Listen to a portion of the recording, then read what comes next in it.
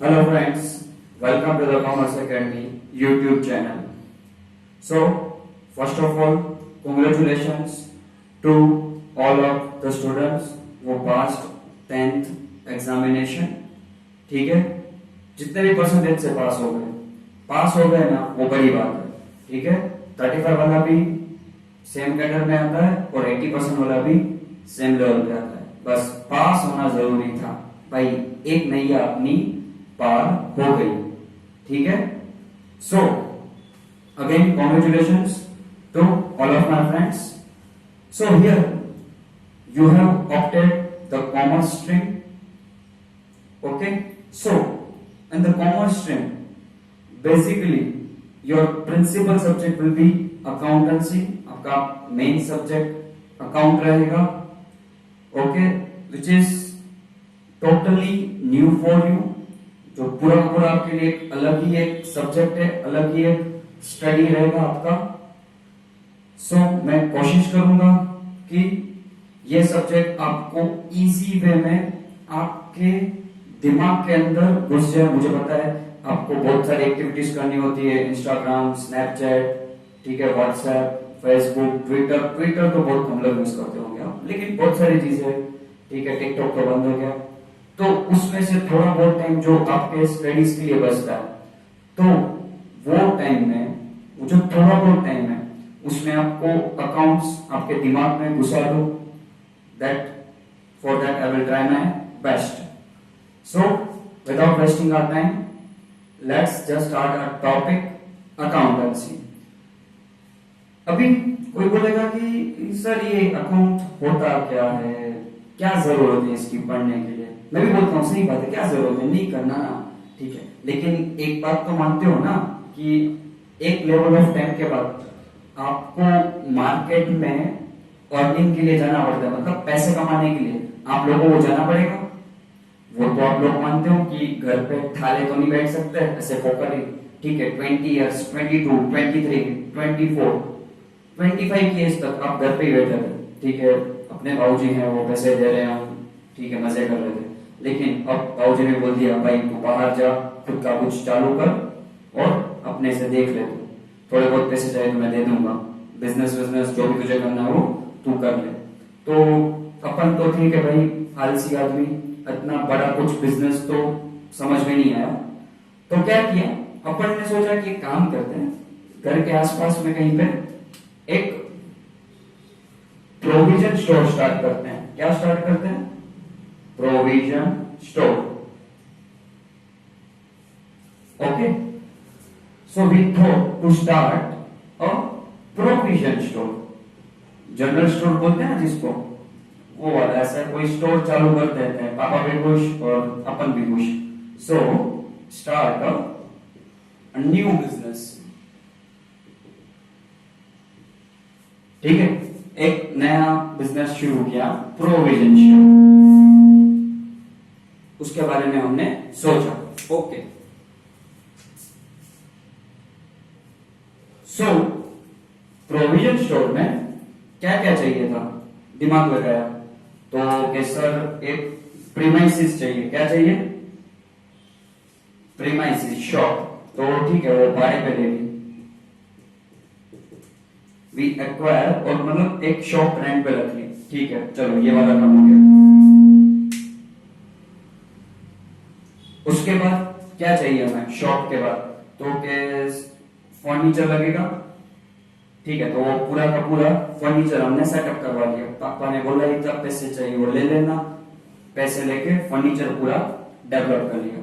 अभी खाली शॉप रखेंगे क्या, गुड्स भी चाहिए ना बेचने के लिए, सामान बेचने के लिए. तो ठीक है, तो हम प्रोविजन स्टोर के हिसाब से जो भी गुड्स लगता था थोड़ा बहुत कैश में परचेस करके लेके, थोड़ा बहुत क्रेडिट मतलब के उधार पे परचेस करके रहेगा. बोले बाकी की पैसे बाद में दे देंगे. ये अपनी शॉप शुरू हो गई. ओके, अपनी शॉप शुरू, शॉप फर्नीचर हो गया, गुड्स ला लिया. बस अभी क्या काम बाकी है, बेचने का, सेलिंग का काम बाकी है. ओके, अभी from day 1 to day 30 6 months हो गए. रोज परचेज होता था, मतलब जहां जहां जरूरत पड़ती थी हम परचेज करते थे, सेल्स करते थे, खर्चे भी होते थे। खर्चे को इंग्लिश में क्या बोलते हैं? एक्सपेंस। एक्सपेंस खर्चे भी होते हैं। अगर बिजनेस करते तो छोटे मोटे खर्चे होते रहते हैं, ठीक है, लाइट्स का हो गया, कहीं किसी को मजदूरी वेजेस पे कर दिया, ओके, वैसे खर्चे होते रहते थे। परचेज सेल एंड एक्सपेंसेस होते थे। कई बार हम खुद उधार पे परचेज करके, क्रेडिट परचेज करके आते थे, या फिर कैश परचेज, या फिर हम कैश में सेल करते थे, क्रेडिट पे उधार पे सेल कर दिया, बेच दिया। तो ये चल रहा था 6 महीने तक, ठीक है। अभी पापा ने पूछा वापिस, बेटा बिजनेस कर रहे हो, प्रॉफिट है कि लॉस में चल रहे हो? क्या क्वेश्चन पूछा? प्रॉफिट में हो या लॉस में? ये क्वेश्चन पूछ लिया, अपना दिमाग हट गया वहां पे। मतलब समझ में नहीं आप क्या आंसर दें। क्यों? क्योंकि 6 महीने में हम ये सब चीजें कर तो रहे थे, लेकिन कोई भी चीज को लिखा नहीं गया था, रिटर्न फॉर्म में कुछ भी नहीं है, ठीक है। मान लिया, परचेज किया, गुड्स बेच दिया, खर्चे किए, मतलब पैसे आ भी रहे हैं, पेमेंट भी हो रहा है, परचेज हो रहा है, सेल्स हो रहा है, एक्सपेंस हो रहा है, कोई भी चीज रिटर्न फॉर्म में नहीं थी। यहां पे अपनी गाड़ी अटक गई। अब कैसे बताएं प्रॉफिट है या लॉस है? ऐसे अजम्पशन ही बोलना पड़ेगा, और कोई तो रास्ता नहीं था। तब जाके अपने को समझ में आया, अपन ने किसी को पूछा कि यार ये प्रॉफिट और लॉस कैसे पता करेंगे, ये होता क्या है बिजनेस के अंदर? तब थोड़ा मालूम है प्रॉफिट मतलब कि भाई जो मैं बिजनेस कर रहा हूं वो किसके लिए कर रहा हूं? प्रॉफिट अर्न करने के लिए, पैसे कमाने के लिए। तो उसमें मुझे प्रॉफिट होना चाहिए, मतलब कि मैं जो खर्चे कर रहा हूं उससे ज्यादा मेरी इनकम होनी चाहिए, तब मुझे प्रॉफिट मिलेगा। अभी प्रॉफिट क्या है वो समझ में आ गया, ठीक है, इनकम ज्यादा है, खर्चे कम है, लेकिन अभी वो मुझे पता कैसे चलेगा? तो अपने दोस्त ने बोला, भाई तूने ये सब 6 महीने से तू जो कर रहा है, ट्रांजेक्शन्स कर रहा है, ठीक है, परचेज किया वो ट्रांजेक्शन हो गया, सेल किया वो ट्रांजेक्शन हो गया, एक्सपेंस किया वो भी ट्रांजेक्शन हो गया, तो इसका कुछ रिटर्न फॉर्म में है? मैंने बोला नहीं, मुझे तो पता ही नहीं ऐसा कुछ होता है। तो बोला कि तुझे अकाउंट लिखवाना पड़ेगा किसी के पास। क्या? तब वहां पे एक वर्ड बोला गया, अकाउंट। तो क्या अकाउंट मतलब क्या करना पड़ेगा? तो उसने बोला कि भाई वो तेरा अकाउंट मतलब और कुछ भी नहीं, they will record, अकाउंट मतलब और कुछ भी नहीं,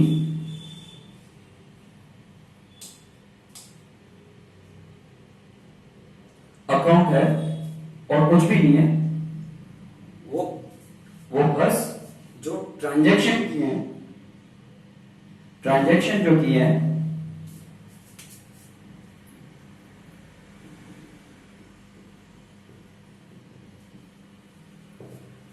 उसको रिकॉर्ड करना पड़ेगा, उसी कोई अकाउंट बोलते हैं। अकाउंट मतलब और कुछ भी नहीं, ये जो 6 महीने से तू कर रहा है उसको बेसिकली प्राइमरी स्टेज में बोलूं तो उसको हर एक चीज को रिकॉर्ड करनी चाहिए थी। अगर वो हर एक चीज रिकॉर्डेड होती, मतलब कि उसको रिटर्न फॉर्म में कि ये डे को इतना परचेज किया, कैश में था, क्रेडिट में था, ये सेल किया, कैश में, सेल में, ये एक्सपेंस हुआ, इतना पैसा आया, इतना पैसा गया, तो फिर मालूम पड़ सकता है, मालूम पड़ सकता है, we can come to know, हमें उसकी इंफॉर्मेशन मिल सकती है कि हम प्रॉफिट में हैं या फिर लॉस में जा रहे हैं। लेकिन अकाउंटिंग होनी चाहिए, मतलब बेसिकली हर एक ट्रांजेक्शन को रिकॉर्ड करना पड़ेगा, तब हमें पता चला कि ये अकाउंट्स क्या होता है। हम जो अपने घर चलाने के लिए जो बिजनेस कर रहे हैं, बराबर, घर चलाने के लिए हम जो बिजनेस कर रहे हैं वो बिजनेस क्यों कर रहे हैं? प्रॉफिट के लिए। वो प्रॉफिट कैसे पता चलेगा? अकाउंटेंट के थ्रू। अकाउंटिंग मतलब बेसिकली हम जो ट्रांजेक्शन कर रहे हैं, जो भी ट्रांजेक्शन कर रहे हैं related to business, mind my words, related to business, उन सबको रिकॉर्ड करना पड़ेगा। फिर नेक्स्ट स्टेप पे हम प्रॉफिट एंड लॉस जान पाएंगे। यहां पे अकाउंट जरूरी है कि आप जो भी एक्टिविटी कर रहे हो उसमें मुनाफा हो रहा है कि नहीं हो रहा है, बराबर, लॉस है कि नहीं है, वो आपको पता होना चाहिए। सपोज यहाँ पर लॉस चल रहा था, हमें पता ही नहीं, हम बिजनेस को चला रहे हैं, लॉस बढ़ता गया, या फिर लॉस की वजह ही मालूम नहीं पड़ी। क्यों? क्योंकि हमें कुछ पता ही नहीं, लिखा ही नहीं है, कोई रिटर्न फॉर्म में था ही नहीं, रिकॉर्ड कुछ भी नहीं किया था। तो basically that you have to record every transaction, आपको हर एक ट्रांजैक्शन को रिकॉर्ड करना पड़ेगा। ओके, इतना समझ में आया? मतलब ऐसा नहीं बिजनेस वालों को, आप डॉक्टर का जॉब, डॉक्टर को भी लिखना पड़ेगा कितने पेशेंट आए, कितने गए, किसका कितना ट्रीटमेंट था, किसका कितना बिलिंग हुआ। कोई आज देखेगा किसी के ट्रीटमेंट 7 दिन तक चले तो वो टुकड़े टुकड़े में पैसे दे रहा है, इंजीनियर से तो उसको उस हिसाब से होगा। ऐसा नहीं कि सिर्फ बिजनेस वालों को, सबको है। ठीक है, सर्विस सेक्टर में भी रिकॉर्डिंग तो करनी पड़ेगी। ओके, तो वहां पे मतलब कि ईच एंड एवरी फील्ड में आपको अकाउंटिंग चाहिए। जहां पे आप एक्टिविटी कर रहे हो पैसे कमाने की, ठीक है, पैसे कमाने की मॉनेटरी वैल्यू में पैसे कमाने की आप एक्टिविटी कर रहे हो, वहां पे आपका अकाउंट आएगा। और बेसिक चीज आपको रिकॉर्ड करना, ये है आपका अकाउंट। अभी इतना समझ में आया आपको? सो आपको ट्रांजैक्शंस रिकॉर्ड करना है, ठीक है।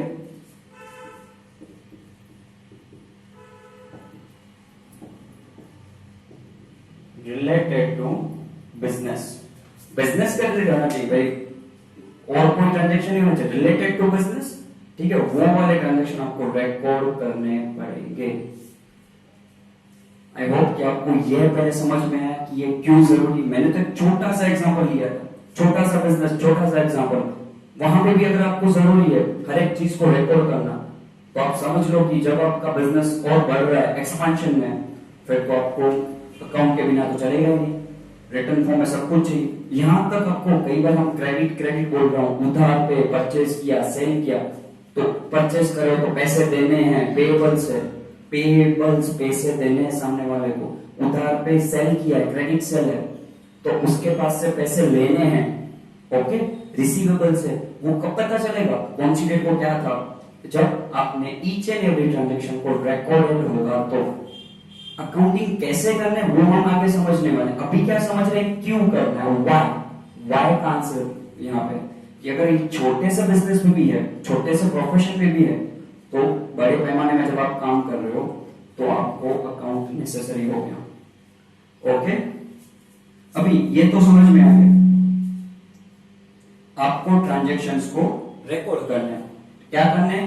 ट्रांजैक्शंस रिकॉर्ड करने हैं। तो सर हर एक चीज को रिकॉर्ड करना है? नहीं नहीं नहीं नहीं, ट्रांजैक्शंस की यहाँ पे आपको डेफिनेशन पढ़नी पड़ेगी। आपको वो ऑर्गेनाइजेशन ऑफ कॉमर्स उसी सब्जेक्ट के अंदर भी वो आ जाएगा।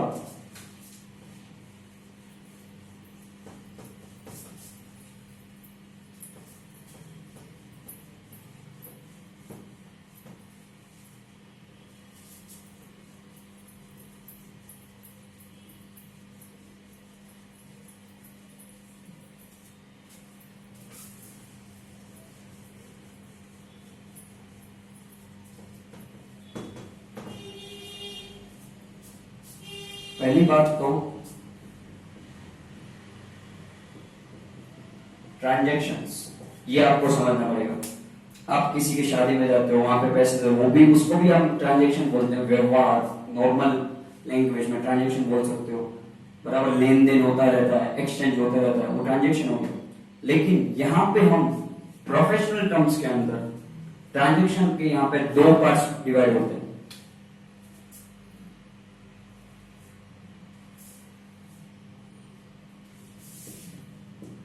Economic and non economic. ये ओसी के अंदर भी आपको आएगा। अभी किसी बच्चों को लग रहा है सर ये चैप्टर नंबर 1 चल रहा है कि 2? देखो क्या है कि आपका अकाउंट्स के अंदर चैप्टर नंबर 1 ऐसे ही थॉरली हम नहीं पढ़ा सकते। मेरी हैबिट है कि मैं अकाउंट्स 11th के अंदर चैप्टर नंबर 1 एंड 2 साथ में पढ़ाता हूं। ठीक है, जहां जरूरत होगी वहां पे चैप्टर नंबर 1 में से पढ़ेंगे, जहां जरूरत होगी वहां पे चैप्टर नंबर 2 में से पढ़ेंगे। ओके, हर एक चीज we will cover it out जो भी नेसेसरी है आपको पढ़ने के लिए। I am not teaching you regarding for the examination. हम जो भी पढ़ेंगे प्रैक्टिकल लेवल पे पढ़ेंगे। ओके, सो ट्रांजेक्शन के यहाँ पे दो पार्ट्स हैं, economic and non economic. Economic transaction क्या होता है, वहां पे टू पर्सन्स, टू और मोर पर्सन कवर्ड है, टू और मोर पर्सन फॉर गुड्स और सर्विस ऑन कैश और on a credit basis they exchange it. ये सब चीजें कंडीशन है तो आपका वो ट्रांजेक्शन इकोनॉमिक है। मतलब दो और दो से ज्यादा पर्सन कोई भी गुड्स या कोई भी सर्विस एक्सचेंज कर रहे हैं, उसके पैसे अभी दे रहे हैं या बाद में दे रहे हैं, मतलब कैश या क्रेडिट बेसिस, तो वो आपका इकोनॉमिक ट्रांजेक्शन हो गया। अगर वो economic transaction if it is related to business, मेरा ये वर्ड सुनना, हर एक इकोनॉमिक ट्रांजेक्शन को रिकॉर्ड नहीं करना है बिजनेस की बुक्स में। If it is related to business then we will record it in our business books. समझ लो, मैं अपने घर के लिए एक कपबोर्ड परचेस करके लाया, सो घर के लिए हाउस पर्पस घर में लेके आया, ठीक है। सो वहां पे टू और मोर पर्सन है, गुड्स भी है, एक्सचेंज भी हो रहा है, पैसे भी दे रहा हूं, लेकिन वो मेरा घर का ट्रांजेक्शन था, ठीक है। It is not connected with my business. Business को उससे कुछ अगर लेना देना ही नहीं है तो बिजनेस के बुक्स में नहीं आएगा। Are you getting it? Economic के मतलब रिलेटेड टू बिजनेस होना चाहिए, बिजनेस को अफेक्ट कर रहा हो तो हम उसको रिकॉर्ड करेंगे, ओके। नॉन इकोनॉमिक ट्रांजेक्शन क्या, तो जिसकी values you can not measure in terms of money,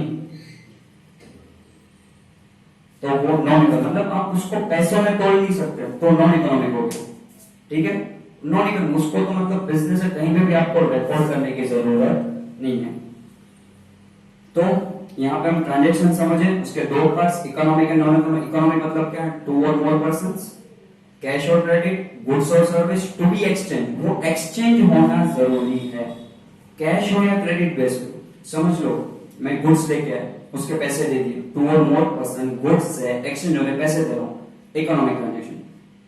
to और मोर पर्सन परचेस करके लाया, गुड्स आ गए मेरे पास, पैसे परसों दूंगा, 5 दिन बाद दूंगा, 10 दिन बाद दूंगा, क्रेडिट बेस पे इकोनॉमिक ट्रांजेक्शन। मैंने किसी के पास से काम करवाया, उससे सर्विस ली, टू और मोर पर्सन सर्विस दे रहा हूं, पैसे अभी दे रहा हूं, इकोनॉमिक ट्रांजेक्शन।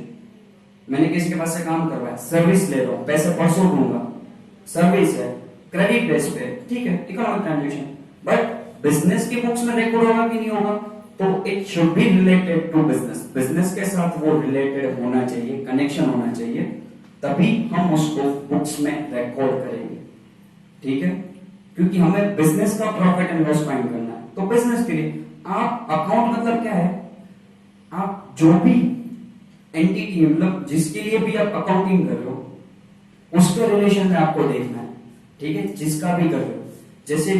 जैसे समझ लो कि हमारे घर में मॉम को पैसे दे रहे हैं, ठीक है, मंथली एक्सपेंस के लिए, तो हमारी मॉम वही चीज रिकॉर्ड करेगी जो उसके हाथ के नीचे, मतलब घर के लिए खर्चे हो गए, वो बिजनेस वाला वो अपने घर की नोटबुक में नहीं लिखने वाली। समझ में आ रहा है? ऐसे ही बिजनेस के अंदर जो घर में चीजें होगी वो मतलब हमें वही रिकॉर्ड करना है, वही इकोनॉमिक ट्रांजेक्शन कनेक्ट करने हैं जो हमारे बिजनेस के साथ रिलेशन में है। ओके, सो आज क्या सीखा, पहले तो हमने ये देख लिया कि व्हाई इट इज नीडेड, वो एग्जांपल लिया कि भाई अगर आप बिजनेस या प्रोफेशन कुछ भी कर रहे हो तो वहां पे आप परचेज, सेल, एक्सपेंसेस होंगे, बहुत सारे पैसे आएंगे जाएंगे, आप उधार पे कर रहे हो काम, क्रेडिट बेस पे कर रहे हो, तो that will be receivables and payables. तो आपको पता होना चाहिए प्रॉफिट है, लॉस है, कितने आपको लायबिलिटी से पैसे देने हैं, कहां से लेने हैं, वो कब पता चलेगा, आपने अगर वो हर एक ट्रांजेक्शन को रिकॉर्ड किया होगा। और ट्रांजेक्शन मतलब हर किसी को भी रिकॉर्ड नहीं करना है, ठीक है, तो उसमें समझा हमने डिटेल में। ट्रांजेक्शन के दो parts, economic, non economic. Economic क्या है, तो उसमें बेसिकली कौन सी कंडीशंस है, टू और मोर पर्सन, कैश और क्रेडिट, गुड्स और service, and it should be exchange. Okay, तो ये लेक्चर यहां तक रखते हैं। हम फर्स्ट चैप्टर में से और भी बहुत सारे वर्ड्स देखेंगे, वहां पे टर्मिनोलॉजी वर्ड यूज किया है, टर्मिनोलॉजी, ठीक है। तो वो क्या होता है, वो एक स्पेसिफिक वर्ड है, मतलब आप आप टर्मिनोलॉजी को वर्ड भी बोल सकते हो कि अकाउंट्स के बाद, लेकिन नहीं, वहां पे टर्मिनोलॉजी है, ठीक है। तो वो क्या है, हर एक सब्जेक्ट के अपनी खुद की एक डिक्शनरी बोल सकते हो, तो वहां पर आपको वो यूज करना है, ठीक है।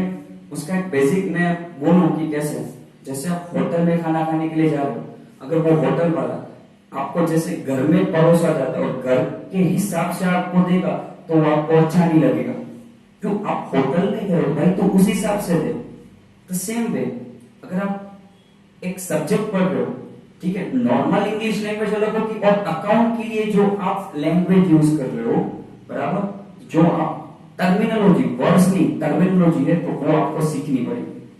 जैसे कि मैंने बोल रहा था कब से, प्रॉफिट प्रॉफिट प्रॉफिट, वहां पे मैं ये भी बोल सकता था मुझे बेनिफिट है या नहीं है, बेनिफिट हो रहा है नहीं हो रहा है, बेनिफिट गेन हो रहा है कि नहीं हो रहा है, नहीं नहीं नहीं नहीं, वो वर्ड्स यूज नहीं होंगे, ठीक है। प्रॉफिट मतलब प्रॉफिट, बेनिफिट बोल सकते मेरा फायदा हो रहा है कि नहीं, प्रॉफिट वर्ड यूज होगा, आर यू गेटिंग इट? तो वो सारे वर्ड्स हम that we will learn one by one, okay. So ये वीडियो लेक्चर यहां तक करते हैं, फिर भी किसी को डाउट हो ये लेक्चर के अंदर तो you can ask me, here it is my contact number,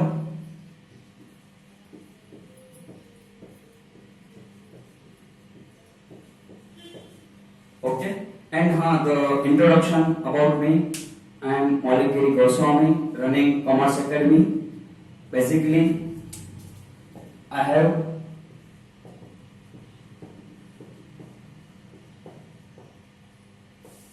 completed my IPCC and I am pursuing CA final also. You can call like Inter CA and MCOM. And मेरी पूरी की पूरी higher studies Mumbai में complete की है, Mumbai university. जरूरी है, अभी क्या आजकल मार्केटिंग का जमाना है, खुद के बारे में थोड़ा बोलना पड़ता है, तो ही लोग बात समझते हैं कि हाँ भाई बंदे में कुछ है, इससे कुछ सीख सकते हैं। वैसे मुझे अच्छा नहीं, आप मेरे बहुत पूरा लेक्चर्स हो गए, वहां पे मैंने कहीं पे भी अपने इंट्रोडक्शन नहीं दिया है, लेकिन वो क्या बोलते हैं, जरूरी हो गया आजकल, वरना वो ऐसे ही निकाले, ठीक है ये क्या पड़ेगा, okay. I assure you that if will this continue this all this video lectures, आप लोग को कुछ भी डाउट नहीं होगा, that my guarantee, okay. Thank you all of you.